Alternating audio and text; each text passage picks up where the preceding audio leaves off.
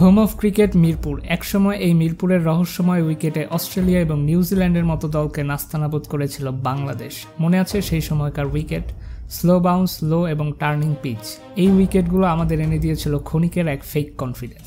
কিন্তু এর কয়েক মাস পরেই যখন বাংলাদেশ টি-20 বিশ্বকাপ খেলতে গেল, বিশ্বমঞ্চে তারা হতাশাজনক পারফর্ম করলো। কেন? কারণ যেই উইকেটে খেলে তারা অভ্যস্ত, সেটা বিশ্বের কোথাও তারা পাবে না।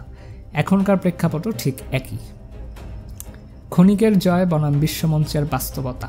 এই যে সম্প্রতি ওয়েস্ট ইন্ডিজের বিপক্ষে বাংলাদেশ যেই উইকেটে জিতল, সেইটাকে আমরা হোম অ্যাডভান্টেজ বলতেই পারি। তবে বিশ্বমঞ্চে কি এমন উইকেট পাওয়া যাবে?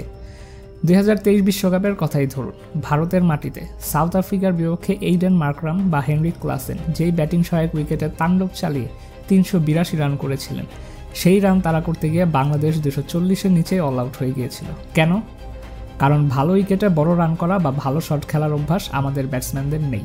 কেন নেই? কারণ দেশের মাটিতে আজীবন তারা অভ্যস্ত স্লো বাউন্স, লো ট্র্যাক, স্পিনিং টার্নিং পিচে। এইখানে বোলাররা ছড়িয়ে ছিটিয়ে ঘোরায়, আর ব্যাটারদের স্কিল, পিচের প্রতি ট্রাস্ট সব যেন ধূলিসাৎ হয়ে যায়। নিজেদের শট খেলার যে ভরসা, যে কনফিডেন্স, সেটাই হারিয়ে যাওয়ার মতো অবস্থা হয়েছে। আশ্বাসের বিপরীতে বারবার সেই একই পথ। এই যে ওয়েস্ট ইন্ডিজের বিপক্ষে আমরা এই উইকেট দেখলাম, তা মোটেও অপ্রত্যাশিত ছিল না। এটা ছিল বাংলাদেশের একটা ক্যালকুলেটিভ মুভ। কারণ বোর্ড সভাপতি আমিনুল ইসলাম বুলবুল সাহেব দায়িত্ব নেওয়ার পর বারবার আশ্বাস দিয়েছিলেন আমাদের উইকেট উন্নতি ঘটাতে হবে। তিনি বলেছিলেন এই ধরনের উইকেটে আমরা বিশ্বমঞ্চে কম্পিট করতে পারবো না। এরপরও ওয়েস্ট ইন্ডিজ সিরিজ জয়ের জন্য সেই একই উইকেট। এটা ছিল আফগানিস্তানের কাছে হোয়াইট ওয়াশ হওয়ার পর সমালোচনা থেকে বাঁচতে জয়ের দরকার মেটানোর এক কৌশল। কিন্তু ম্যানেজমেন্টের এই কৌশল এখন প্রশ্নবিদ্ধ।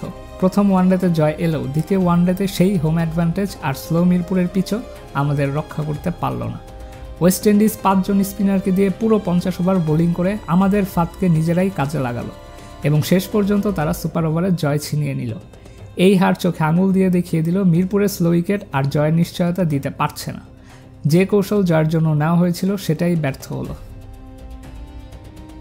এখন টিম ম্যানেজমেন্ট কি তাদের এই ক্ষণিকের গ্লোরির কৌশল নিয়ে পুনর্বিবেচনা করতে বাধ্য হবে না? এই হার কিন্তু সেই প্রশ্নটাই সামনে নিয়ে এলো। ক্ষণিকের গ্লোরি বনাম দীর্ঘমেয়াদী সাফল্য, এটা অবশ্যই বাংলাদেশের একটা ক্যালকুলেটিভ মুভ। টিম ম্যানেজমেন্টের পক্ষ থেকে এমন উইকেট চাওয়া যেখানে প্রতিপক্ষ ব্যাটাররা খাবেন। কিন্তু এই ধরনের ম্যাচ জিতে কিংবা সিরিজ জিতে একটা গ্লোরি হয়তো থাকবে, বাট সেটা কি বিশ্বমঞ্চে কিছু এনে দেবে আপনাকে? 2021 সালে এই মিরপুরেই অস্ট্রেলিয়াকে নাস্তানাবুদ করেছিল বাংলাদেশ। কিন্তু সেই অস্ট্রেলিয়ার কাছেই টি-20 বিশ্বকাপে গিয়ে বাংলাদেশের 80 রানের নিচে অল আউট হয়ে গিয়েছিল। ক্রিকেট যদি এগিয়ে নিতে হয় তাহলে ক্ষণিকের এই গ্লোরিগুলো ভুলে গিয়ে লং টার্ম গ্লোরি দরকার। বিশ্বমঞ্চে এখন বাংলাদেশের পারফর্ম করার সময় এসেছে, আর সেটার জন্য চাই ভালো স্পোর্টিং পিচ। লঙ্কান আমন্ত্রণ, ব্যস্ত সূচির মাঝে ত্রিদেশীয় সিরিজ। এবার একটু বিদেশের প্রসঙ্গে আসা যাক। শ্রীলঙ্কার ক্রিকেট বোর্ড নাকি বাংলাদেশ ক্রিকেট বোর্ডকে আমন্ত্রণ জানিয়েছে তাদের মাটিতে একটা ত্রিদেশীয় সিরিজ খেলার জন্য। বোর্ড পরিচালক নাজমুল আবেদিন ফাহিম সাহেবও খবরটি নিশ্চিত করেছেন। তবে সমস্যা হলো এটা আসবে খুব একটা ব্যস্ত সূচির মাঝে।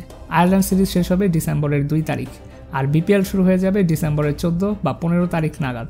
অর্থাৎ ডিসেম্বরের 2 থেকে 14 তারিখ মাঝের এই 10-12 দিনের বিরতিতে সিরিজটি খেলার সম্ভাবনা রয়েছে। কিন্তু এটাও মাথায় রাখতে হবে টি-20 ওয়ার্ল্ড কাপের আগে এটাই প্লেয়ারদের একমাত্র রেস্টিং টাইম। বিসিবি এত হেকটিক শিডিউল মাথায় রেখে এই তৃতীয় সিরিজ খেলবে কিনা, নাকি প্লেয়ারদের কিছুটা রেস্ট দেবে, সেটা এখন বড় ভাবনার বিষয়। শ্রীলঙ্কা ও বাংলাদেশ ছাড়া তৃতীয় দল কে হবে সেটা এখনও নিশ্চিত নয়। এইদিকে সাইফ হাসান এবং নাহিদ রানা, তারা দুজনও আবুধাবি টি-20 লিগের দল পেয়েছেন। সব মিলিয়ে বলা যায় আমাদের সামনে এক হেকটিক শিডিউলের অপেক্ষা। শেষ পর্যন্ত কি হয় সেই অপেক্ষায় আমরা থাকব। তবে আপাতত ওয়েস্ট ইন্ডিজ সিরিজের বাকি ম্যাচগুলো মিরপুরে একই ধরনের উইকেটে দেখা যাবে কিনা, আমার ধারণা 99% সম্ভাবনা আছে সেই একই ধান ক্ষেতের উইকেট। কিন্তু একটা প্রশ্ন থেকেই যায়, দ্বিতীয় ওয়ানডের হারের পরও ম্যানেজমেন্ট কি তাদের ক্ষণিকের জয়ের কৌশল নিয়ে নতুন করে চিন্তা ভাবনা করতে বাধ্য হবে? কমেন্ট বক্সে আপনার মতামত জানান। ভিডিওটি ভালো লাগলে লাইক করুন।